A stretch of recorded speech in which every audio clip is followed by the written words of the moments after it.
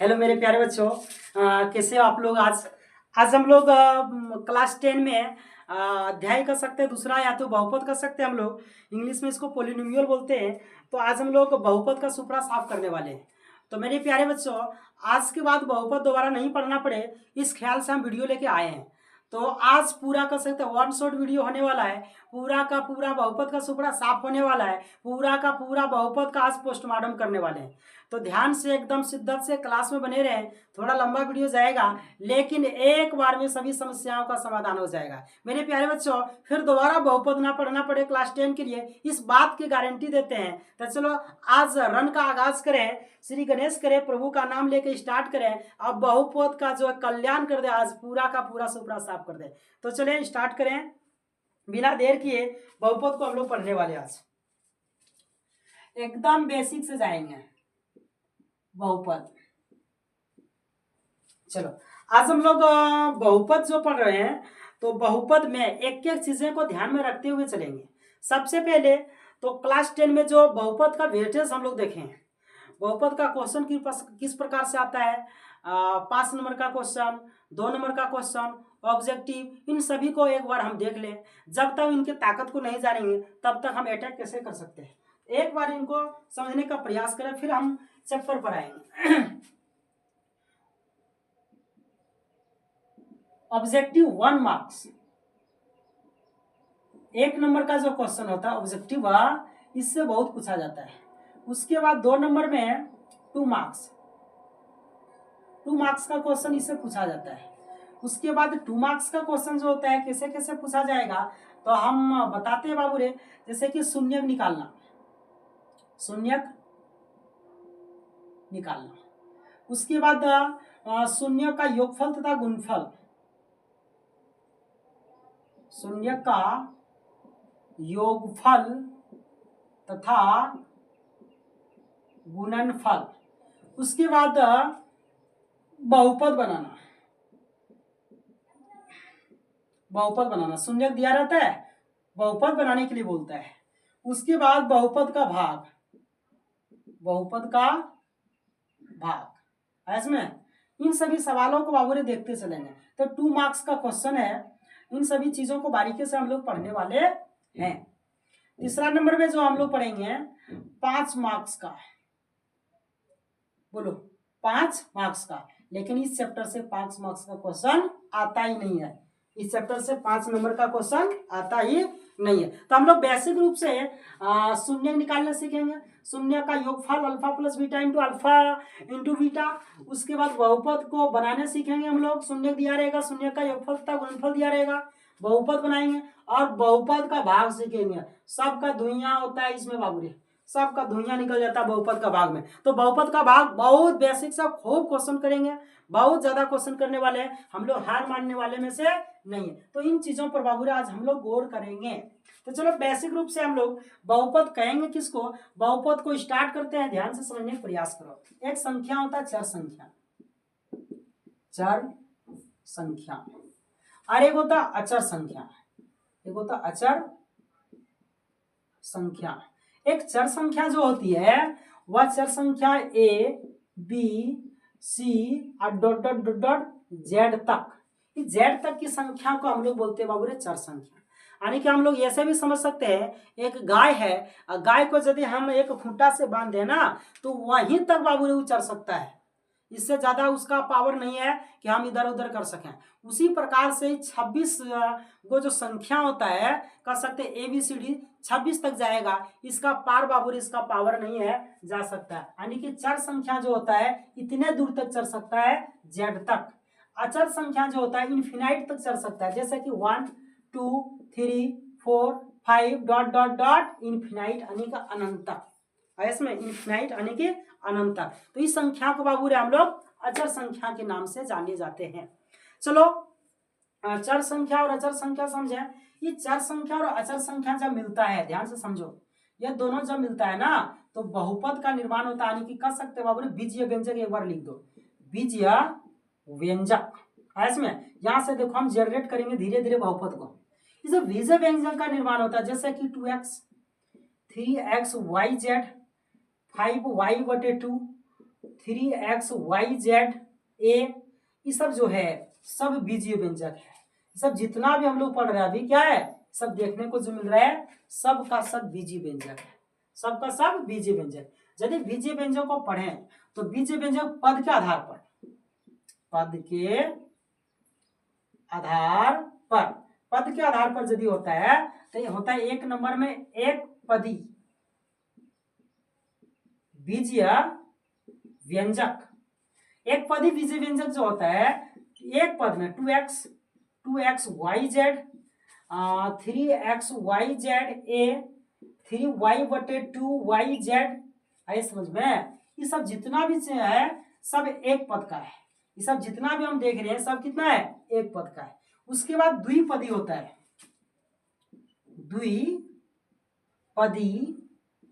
बीजीय व्यंजक।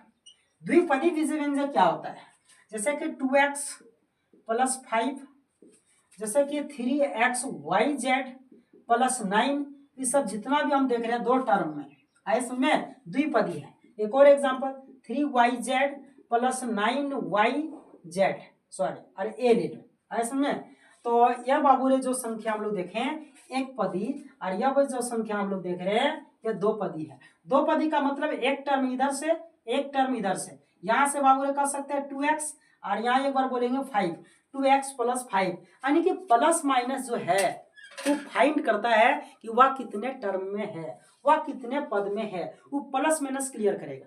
यहाँ देखो एक बार में बोलेंगे 2x, यहाँ एक बार में बोलेंगे 2xyz, यहाँ एक बार में बोलेंगे 3xyz a, यहाँ एक बार में बोलेंगे 3y/2yz, लेकिन यहाँ दो बार उच्चारण करना पड़ेगा 3x + 5।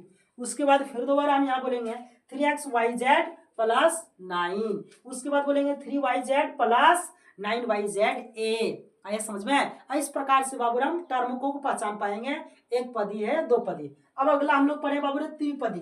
देखो हम यहाँ लिखते हैं त्रिपदी, त्रिपदी यहाँ लिखते हैं बाबू त्रिपदी।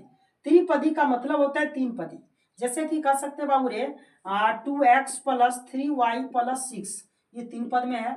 3yz + 9x + 6, यह बाबू तीन पद में, एक पद दो पद तीन पद।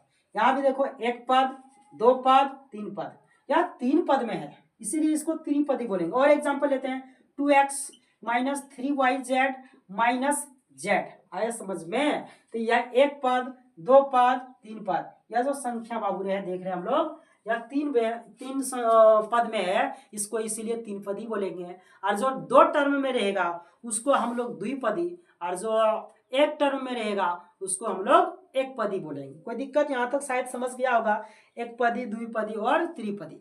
यहाँ घात की चर्चा नहीं कर रहे हैं हम, घात की चर्चा करेंगे, अभी जस्ट करने वाले हैं, ध्यान से समझने का प्रयास करो।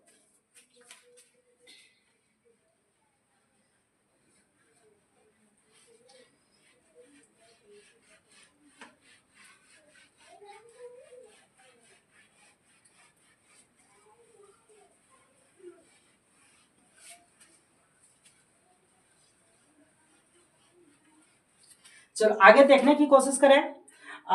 कर सकते हैं बाबू रे घात की चर्चा, तो बहुपद कहेंगे किसको, पहले इस बात को लेके बाबू रे हम चर्चा कर लें। लिखेंगे वैसी बीजीय व्यंजक, वैसी बीजीय व्यंजक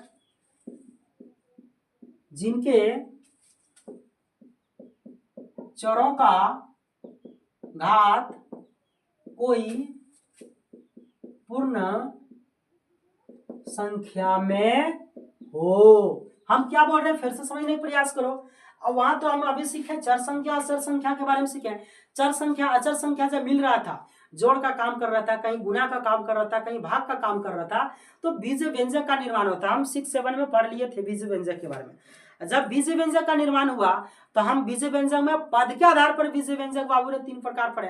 ऐसे तो बहुत होता है, तो एक पदी द्विपदी त्रिपदी, अभी तीनों प्रकार से बाबू हम लोग सीखे।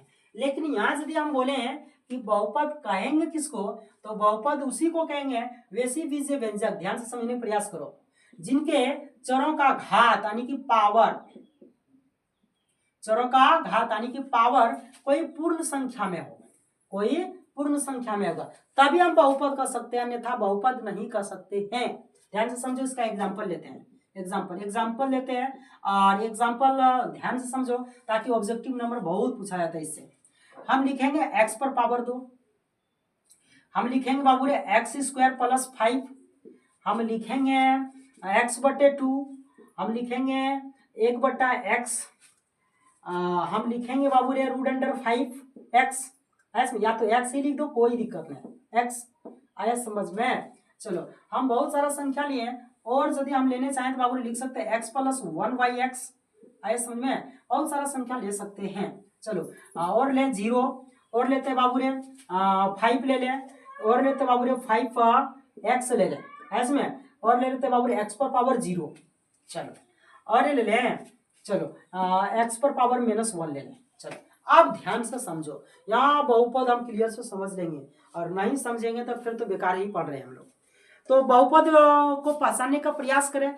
बहुपद का जो परिभाषा बोलता है हमको, बहुपद का जो परिभाषा हमें सिखाता है, उसके आधार पर यदि हम कहें तो बीजीय व्यंजक तो अभी हम पढ़े थे, बीजीय व्यंजक का जो घात होता है, जो पावर होता है ना, वह पूर्ण संख्या में होना चाहिए। आप कहेगा कि पूर्ण संख्या क्या होती है, हम पूर्ण संख्या समझाते हैं। सबसे पहले पूर्ण संख्या लो, ऐसे में हम प्राकृत संख्या एक बार पढ़े थे। प्राकृत संख्या गिनती के संख्या को प्राकृत संख्या कहा जाता है। 1 2 3 4 डॉट डॉट डॉट इनफिनाइट तक जाने वाला है। लेकिन यदि पूर्ण संख्या की बात करें तो 0 1 2 डॉट डॉट डॉट इनफिनाइट तक, यानी कि बाबू रे 0 से स्टार्ट होता है। हम क्या बोले, 0 से स्टार्ट होता है और इनफिनाइट तक जाता है संख्या। जैसे कि 0 1 2 3 4 5 6 dot dot dot dot infinite तक जाएगा, अनंत तक जाने वाली संख्या होती है। तो वह जो संख्या है ना, वो पावर के रूप में होना चाहिए हमको। आइए समझ में। तो चर का जो पावर होता है, ध्यान से समझने का प्रयास करो। चरों का जो पावर होता है, ध्यान से समझने का प्रयास करो। चर का पावर, पहले तो यह जानो, एक बार फिर से हम रोकते हैं तुम लोग को, चर और अचर फिर से समझाते हैं। एक बार चर संख्या और एक बार अचर संख्या, यहाँ ध्यान से समझने का प्रयास करो। आज के बाद बहुपद दोबारा नहीं पढ़ेंगे, इस बात की गारंटी है। चर संख्या जो होता है A B C D dot dot कहाँ तक, जेड तक, आए समझ में। और अचर संख्या 1 2 डॉट डॉट कहाँ तक, इनफिनाइट तक। इन दोनों से मिलके जो संख्याएं बन रहा था 2x प्लस 5 3yz, तो हम यहाँ बोलेंगे चर कौन है, अचर कौन है। 5x 3x स्क्वायर, यहाँ कौन चर है और कौन अचर है। तो हम चर संख्या यदि चुनने बोले ना, तो यहाँ ध्यान से समझो, x जो है यहाँ चर है, यहाँ y देखो चर है, यहाँ z को एक बार फिर से देखो चर है, यहाँ देखो एक बार फिर से x को देखो चर है, यहाँ भी देखो x को देखो चर है। बात समझ रहा है ना। और अचर संख्या जो होती है, 2 अचर संख्या है, 5 अचर है, 3 अचर है, 5 अचर है और 3 भी अचर है। तो चर संख्या और अचर के बारे में हम डीपली से अभी फिर से एक बार दोबारा पढ़े तो हम छाट पाए थे। उसी प्रकार से यहाँ चरों के घात कितना है, 2। यहाँ चरों का घात कितना है, 2। यहाँ चरों का घात कितना है, 1। लेकिन यहाँ चरों का घात यदि हम 1 कहेंगे तो फिर तो मामला गड़बड़ होगा। हम अभी जस्ट प्रूव करने वाले हैं कि बट्टा में रहता है, वहां घात माइनस में आता है। कैसे, हम अभी जस्ट बताने वाले हैं। यहाँ देखिए बाबू रे, इसका पावर जो होता है 1/2 होगा, x पर पावर 1/2 आधा होता है। ध्यान से समझो, यहाँ इसका पावर बाबू रे 1 है, लेकिन इसका पावर यहाँ जो है ना माइनस में है। आया समझ में, यहाँ क्या पावर इसका माइनस में है। बात समझा। लेकिन हम लोग को दिखाई नहीं देता है, हम अभी प्रूव करके तुरंत बताएंगे। अभी जस्ट हम यहाँ बताए थे, इन दोनों को बाबू रे अभी हम समझाने वाले हैं। हम यहाँ लिख सकते हैं x पर पावर 1 प्लस x पर पावर -1, हम लिख सकते हैं इसको, कोई दिक्कत यहाँ नहीं है। बोलो किसी चीज का डाउट है यहाँ तक।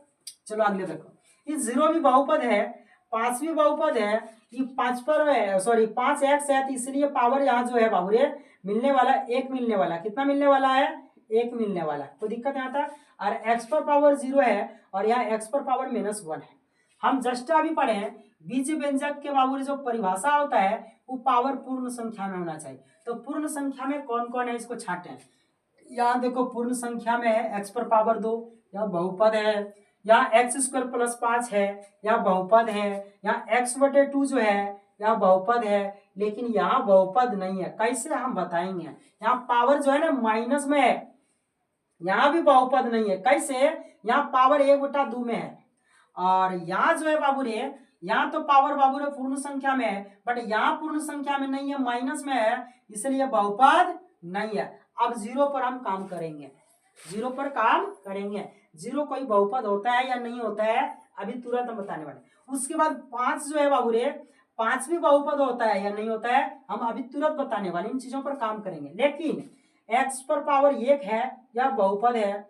x पर पावर 0 है, यह भी पूर्ण संख्या, यह भी बहुपद है। और x पर पावर -1 है, यह पूर्ण संख्या में नहीं है, इसलिए यह बहुपद नहीं है। चलो हम इन चीजों को बारीक से समझने का प्रयास करें। बट्टा वाला और ये जो 5 है बाबू रे बहुपद है। एक बात ध्यान से समझने का प्रयास करो। चलो इसको मिटाते हैं फिलहाल।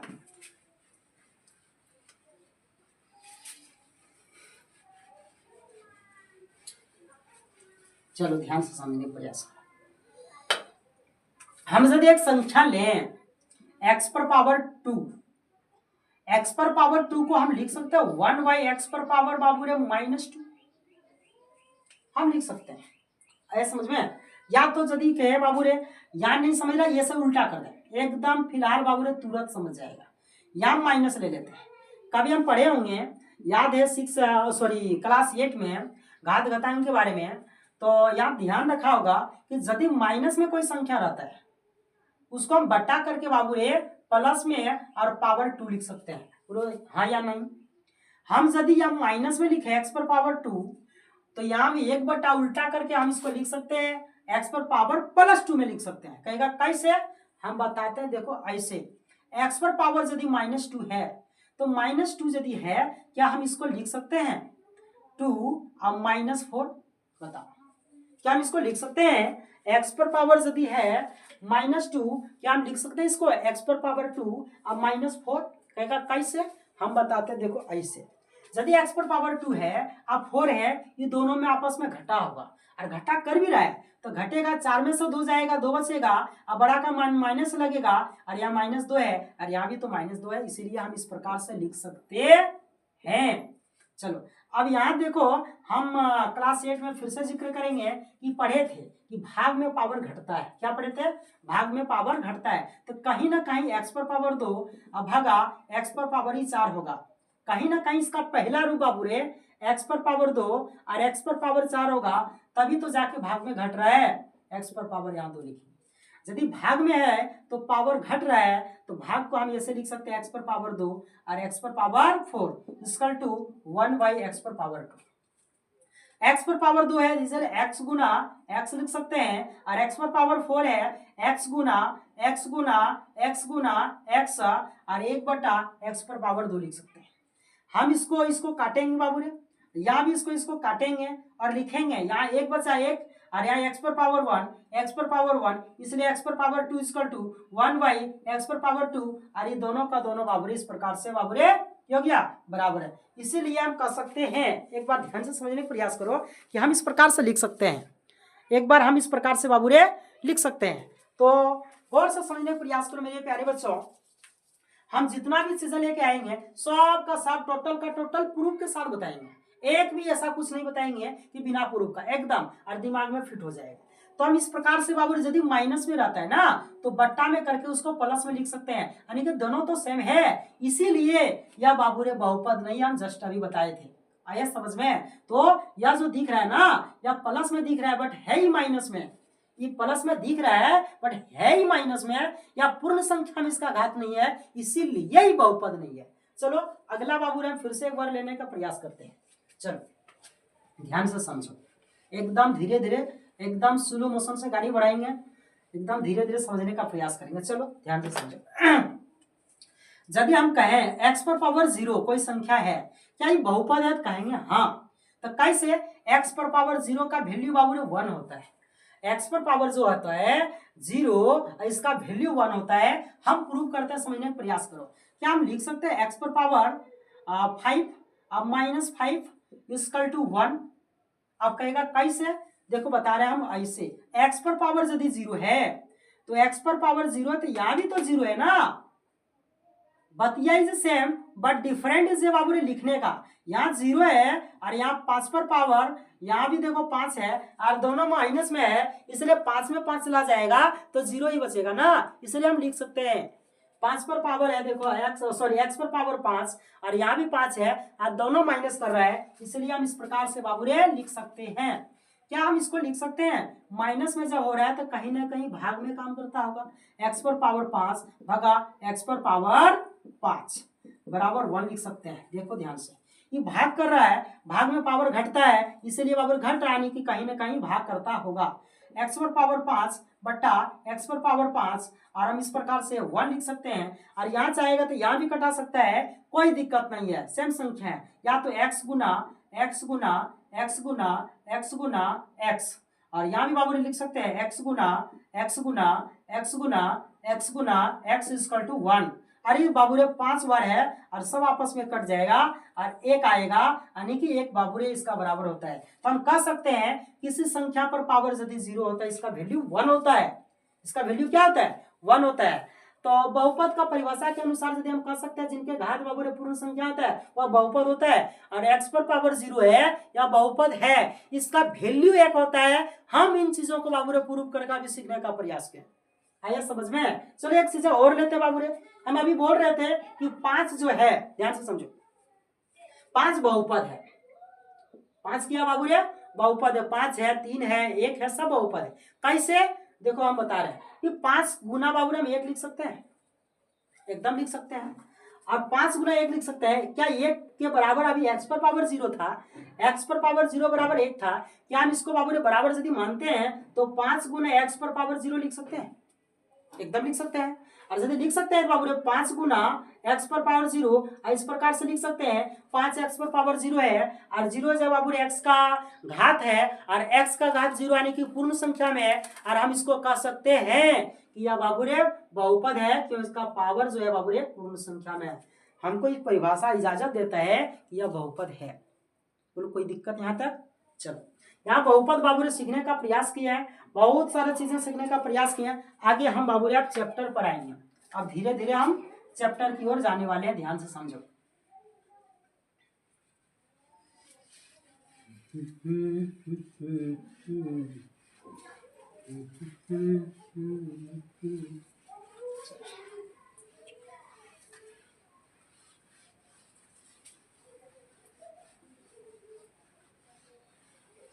ध्यान से समझें। अब यहां से बाबू रे हम लोग बहुपद को बाबू रे समझने का प्रयास किया, अब बहुपद से आगे जाएंगे। एक बात ध्यान से समझने का प्रयास किया, बहुपद को 2 भाग में बांटने वाले, इधर ध्यान से समझे। एक बार कह सकते हैं कि अभी जस्ट हम पढ़े थे, एक कह सकते हैं बाबू रे पद के आधार पर, पद के आधार पर अभी जस्ट हम पढ़े थे, और एक होता बाबू रे घात यानी कि पावर के आधार पर, घात के आधार पर, पावर भी लिख सकता है कोई दिक्कत नहीं, घात के आधार पर। चलो तो पद के आधार पर यदि बोलेंगे तो 1 नंबर में होता है एक पदी। एक पदी का मतलब होता है बाबू रे एक पद में रहेगा, जैसे कि 2x 3y z yz, इसमें एक पद में रहने वाला है। 2x y z a b c, इसमें एक पद में रहने वाला। जब तक इसको प्लस माइनस बाबू रे क्लियर नहीं करता है तब तक बाबू रे हम इसको कह नहीं सकते बाबू रे कि 2 पद है 3 पद है, इसके बीच में कहीं माइनस प्लस नहीं है, इसलिए एक पद है। दूसरा नंबर में पढ़ेंगे द्विपदी, क्या पढ़ेंगे द्विपदी, द्वि का मतलब होता है 2, अब पद का मतलब होता है पद। तो द्विपदी में आएगा बाबू 2x + 5, देखिए यहाँ एक टर्म इधर एक टर्म इधर, तो 2 टर्म है, इसीलिए हम कहेंगे कि 2 टर्म यानी कि 2 पद है। 5y + 6y, सॉरी 6z लिख सकते हैं, नहीं तो झूठ के 1 हो जाएगा। ऐसा में या बाबू रे 2 टर्म में है, 6y - z या बाबू रे कितना है 2 टर्म में, इसलिए इसको बोलेंगे द्विपदी। क्या बोलेंगे द्विपदी। पूछता है, ध्यान से समझने का प्रयास करो, ऑब्जेक्टिव में खटखट पूछता है, खूब रगड़ के पूछ रहा है।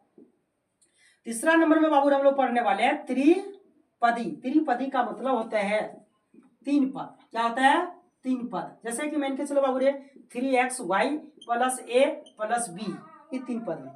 2x + yz + 6y, या बाबू रे 3 पद में है, इसमें एक पद 2 पद 3 पद, एक पद, दो पद, तीन पद, 3xy a b, 2x yz 6y, या बाबू रे क्या है, तीन पद में है।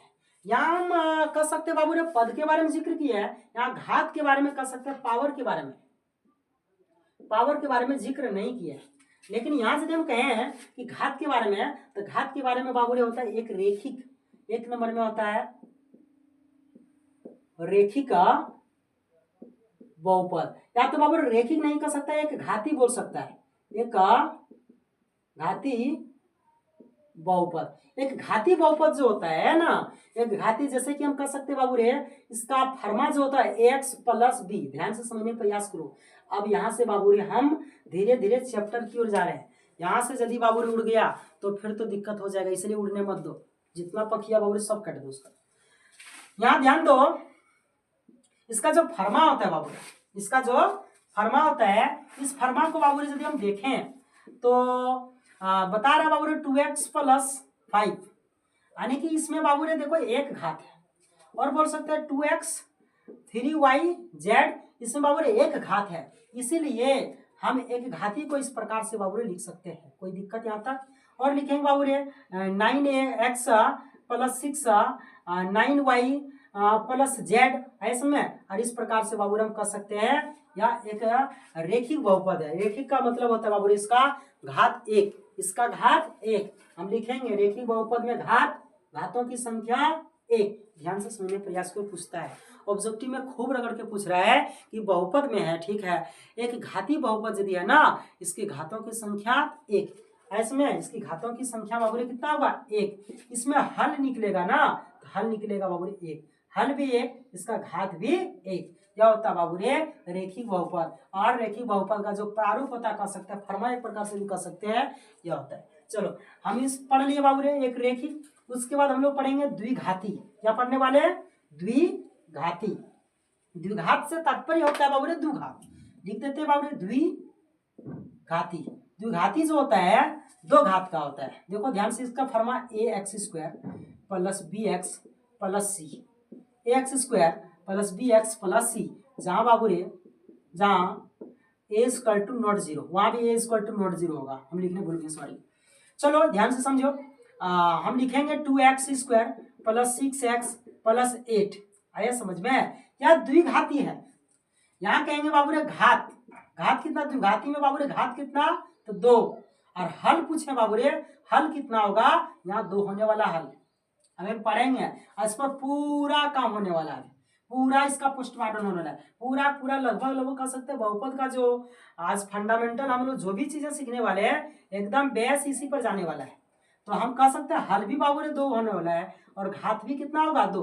तो द्विघाती बहुपद का फर्मा ax² plus bx plus c, बोलो ax² plus bx plus c, जहाँ a equal to not zero, यदि a के बराबर 0 ले लिया ना, तो फिर तो बाबू यहाँ का यहाँ पूरा खत्म हो जाएगा, और जब खत्म हो जाएगा तो द्विघाती बहुपद का जो फर्मा यानी कि कह सकते स्ट्रक्चर जो बनने वाला है वह तो नष्ट हो जाएगा, और फिर द्विघाती बहुपद हमारा नहीं होगा, आइए समझ में। इसीलिए इक्वल टू नॉट जीरो यानी कि a के बराबर 0 नहीं हो सकता है। चलो द्विघाती बहुपद में हम बहुपद को यदि बोले, द्विघाती बहुपद में घात जो होता है वो 2 होता है मैक्सिमम, और हल यदि बोले तो 2 हल होगा, कितना होगा, 2 हल। चलो त्रिघाती में पढ़े, चलो त्रिघाती में हम लोग सीखें।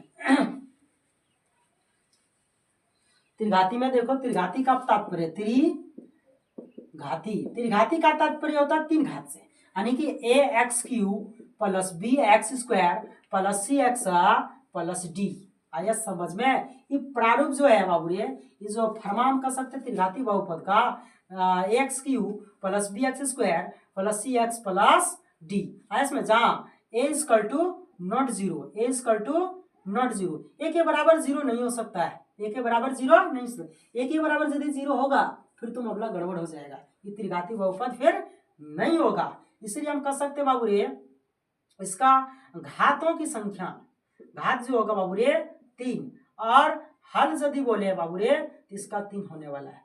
हल कितना होने वाला है, 3, और घात कितना होने वाला है, 3। तो इसका हल भी 3 होगा, इसका घात भी 3 होगा। इसका बाबू रे हम एग्जाम्पल यदि लेने की बात करें तो देखो इस प्रकार एग्जाम्पल ले सकते हैं। ध्यान से समझो, 2x³ plus 3x² plus 6x plus 8, 6x³ plus 6x² plus 6x plus 6। आया समझ में? और इस प्रकार से बाबू हम त्रिघाती बहुपद भी सीख गए थे। पूछता है एग्जाम में कि इनमें से कौन त्रिघाती बहुपद है, इनमें से कौन निम्नलिखित में से कौन द्विघाती बहुपद है, इनमें से कौन एक रेखिक बहुपद है इसमें, इसका हल कितना होने वाला है, इसका बाबू रे घात कितना होने वाला है मैक्सिमम। तो इन सभी चीजों के बारे में देखने को मिलता है एग्जाम में, खासकर बाबू रे ऑब्जेक्टिव के माध्यम से। तो चलो आज हम लोग बाबू रे ऑब्जेक्टिव यहाँ तक सीखने का प्रयास किया। अब एग्जाम में हम किस प्रकार से सवाल पूछता है 2 नंबर का, उन सभी चीजों के बारे में चर्चा करने वाले हैं। ध्यान से समझो। एक ग्राफ रूप में पूछता है, ग्राफ विधि भी सीख ले एक बार हम लोग, दे देते हैं एग्जाम में कभी कभी, तो उसको सीखते पार करें बाबू हम लोग, एक भी नंबर नहीं छूटे इस ख्याल से हम लोग पढ़ेंगे, ताकि दोबारा पढ़ने का फिर एक बार मौका नहीं मिले, तब पर भी हम लोग काम करना है। अच्छा से शिद्दत से पढ़ें। चलो ध्यान से समझने का प्रयास करो। हम एक ग्राफ विधि से हल करने के बारे में सोचे। ग्राफ विधि से देखो, या बाबू रे एक्स अक्ष होता है एक्स डैश, और यहाँ होता है वाई और वाई डैश होता है। ध्यान से समझो। और यहाँ होता है मूल बिंदु यानी कि 0। ध्यान से समझो, हम सब समझा देंगे। बहुत सारा बाबू सवाल होता है, हम इनसे सवाल सीख लें। एक्स होगा, यहाँ वाई, और यहाँ वाई डैश और यहाँ 0। उसके बाद यहाँ भी एक्स डैश, यहाँ भी एक्स, यहाँ वाई, और यहाँ वाई डैश, और यहाँ 0। ऐसे समझ में? चलो ध्यान से समझने का प्रयास करें। चलो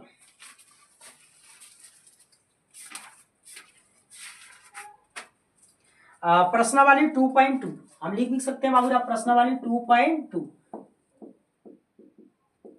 प्रश्नावली 2.2। अब इसको गौर से समझेंगे। यहाँ देखिए सवाल पूछा जाता है, उसके बाद या बाबू रे 1 नंबर का था, या बाबू रे 2 नंबर का, या 3 नंबर का, ऐसा तीनों सीख ले पहले, उसके बाद फिर 3 बोलेंगे। तो यहाँ यदि हम लें, ऐसे तीर जा रहा है बाबू रे, उसके बाद यहाँ से बाबू रे ऐसे तीर जा रहा है, सॉरी यहाँ से ऐसे तीर जा रहा है, और यहाँ बाबू रे ऐसे जा रहा है। हम बोलेंगे कि p फंक्शनल ऑफ x, इसका बाबू रे कितना वैल्यू, तो x देखो यहाँ एक बार भी x को नहीं काट रहा है, तो हम लिखेंगे 0। क्या बोलेंगे? 0। x को एक बार भी नहीं काट रहा है तो 0। यहाँ देखिए बाबू रे x को एक बार काट रहा है, p functional of x equal to 1 होने वाला है। कितना होगा? 1। इसमें जितना बार x को काटेगा ना, उतना बार इसका बाबू रे हल होगा। यहाँ 1 बार, 2 बार, 3 बार, कितना हल हो जाएगा? 3 बार। बोलो कितना हल हो जाएगा? 3 बार। तो इस प्रकार से बाबू एग्जाम में कभी कभी पूछता है ऐसे में फिगर के साथ, तो ध्यान से समझने का प्रयास करो ऐसे में। चलो ध्यान से समझे।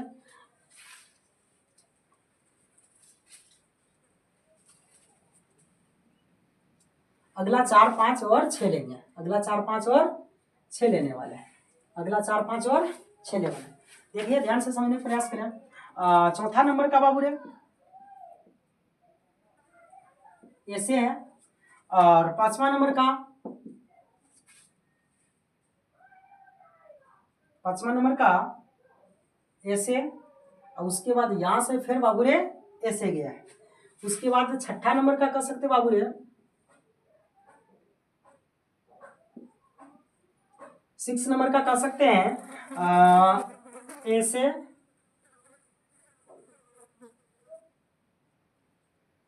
और यहां से बाबू रे ऐसे, ऐसे में यहां से ऐसे। तो 1 मिनट, यहां से बाबू रे ऐसे, अब बन गया। चलो यहां से ऐसे गया है। चलो हम यहाँ देखेंगे कि यहाँ बाबू रे यहाँ 1 बार और 1, 2 बार, यहाँ कटा नहीं है बाबू रे, सिर्फ छू के चला गया। चलो ध्यान से समझो। 1 बार, 2 बार, 3 बार, कितना? 1 बार, 2 बार, 3 बार। यहाँ लिखेंगे बाबू रे 3। p functional of x equal to 3। यहाँ 1 बार, 2 बार, 3 बार, 4 बार। यहाँ p फंक्शनल ऑफ बाबू रे x जो होगा 1, 2, 3 और 4। और यहाँ भी हो जाएगा अपनी functional of X equal to एक बार दो बार। आए समझ में? और इस प्रकार से बाबू रे हम लोग समझ लिए। कोई दिक्कत यहाँ तक? चलो प्रश्न वाली 2.1 जो है तो मेरा लास्ट हो गया, खत्म हो गया। अब धीरे धीरे हम लोग बाबू रे बहुपद के शून्य की ओर आएंगे। एकदम मजा से सीखने वाले हैं, एकदम बाबू रे शून्य की ओर बाबू रे और पढ़ने वाले हैं। तो ध्यान से समझने का प्रयास करो।